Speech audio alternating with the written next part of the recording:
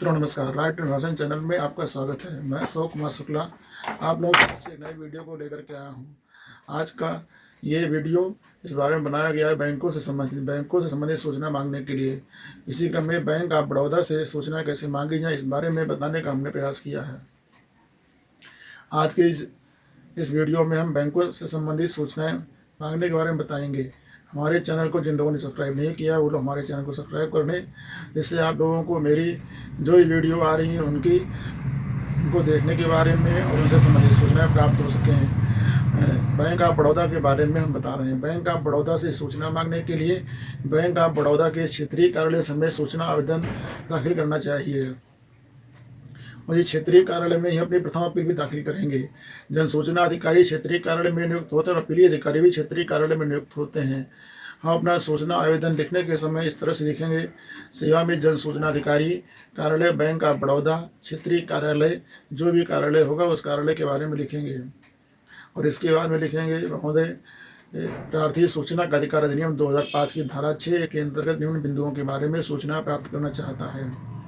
सूचनाओं के बारे में जो भी बिंदु व्यक्ति मांगना चाहे वो अपने अनुसार सूचना मांग सकता है और कौन कौन सी सूचना मांगनी चाहिए इसके बारे में आज हम इस वीडियो में बता रहे हैं। जैसे हमने किसी भी कार्यालय में बैंक से संबंधित अपने बैंक ऑफ बड़ौदा की शाखा प्रबंधक को या शाखा प्रबंधक से उच्च अधिकारी को शिकायती प्रार्थना पत्र दिया है या कोई शिकायत किया है तो शिकायत के बारे में सूचना मांग सकते हैं कि मेरे द्वारा दी गई शिकायत पर क्या कार्रवाई की गई है।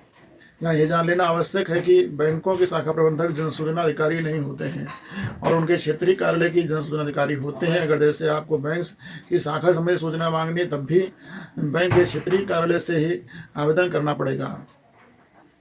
ऐसी परिस्थिति में हम अगर शाखा प्रबंधक को कोई एप्लीकेशन देंगे शिकायती प्रार्थना पत्र के लिए या बैंक की शाखा से संबंधित कोई सूचना की, तब भी हमको क्षेत्रीय कार्यालय के जन सूचना अधिकारी से ही आवेदन लगाना पड़ेगा। हम बैंक से हम कौन कौन सी सूचना मांग सकते हैं ये भी हम बता रहे हैं। अगर जैसे हमने कोई शिकायती प्रार्थना पत्र दिया है तो हम ये पूछेंगे मेरे द्वारा दिए गए शिकायती प्रार्थना पत्र पर क्या कार्रवाई की गई है।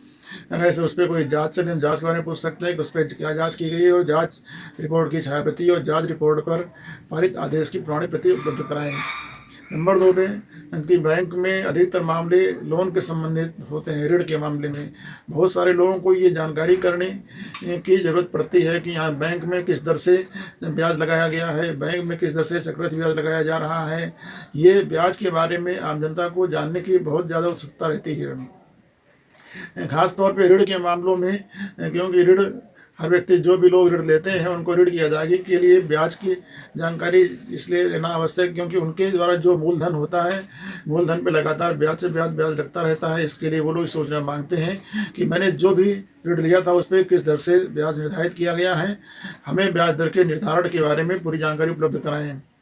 तीसरे नंबर पे यह आता है कि जो आमतौर पे आजकल हो रहा है कि पैसे के बारे में, अगर ऐसे किसी भी व्यक्ति के बारे में कोई भी पैसा किसी भी जानकारी के अभाव में निकल जाता है तो उसको अपने खाते के बारे में ब्रेक करने तत्काल एप्लीकेशन संबंधित शाखा में दी गई जानी चाहिए और हम उस तरह की एप्लीकेशन पे की गई कार्रवाई की सूचना मांग सकते हैं।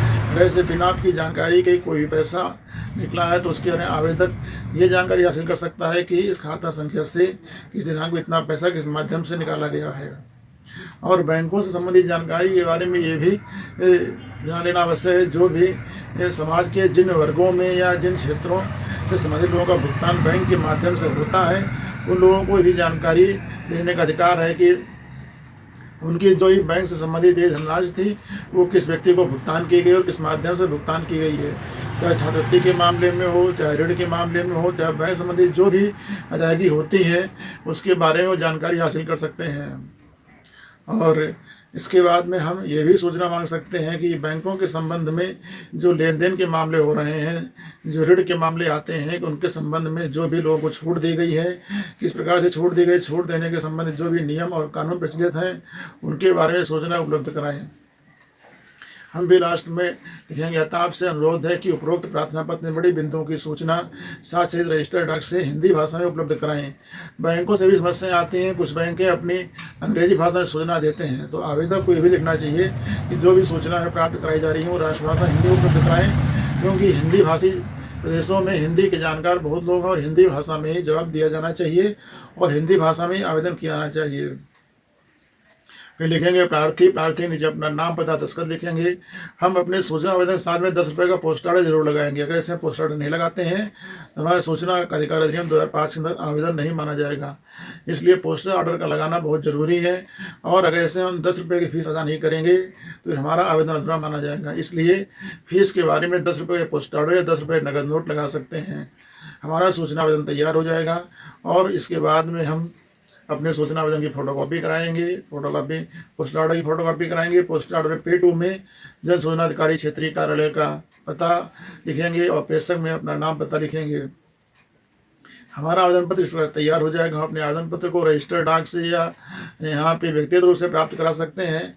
और आवेदन प्रेषित किए जाने के उपरांत हम 30 दिन का इंतजार करते हैं। 30 दिन के उपरांत या 30 दिन के पहले कोई सूचना मिल जाने पर हम प्रथम अपील संबंधित क्षेत्रीय कार्यालय में करते हैं। और प्रथम अपील पर कोई कार्रवाई न होने पर हम केंद्रीय सूचना आयोग में अपील करते हैं। बैंकों के बारे में जान लेना आवश्यक है कि बैंक ऑफ बड़ौदा की जो भी अपीलें होती हैं वो सीधे केंद्रीय सूचना आयोग में होती हैं। उनका राज्य सूचना आयोग में कोई क्षेत्राधिकार नहीं है। जो भी केंद्रीय बैंक ऑफ बड़ौदा केंद्रीय बैंक की श्रेणी में आती है, ये राष्ट्रीयकृत बैंक है, इसलिए इससे संबंधित अपील केंद्रीय सूचना आयोग में होगी।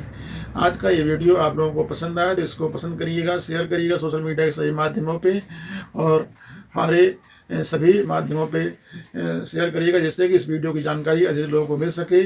आज के इस वीडियो में इतना ही। तब तक के लिए मिलते हैं अगले वीडियो में। धन्यवाद।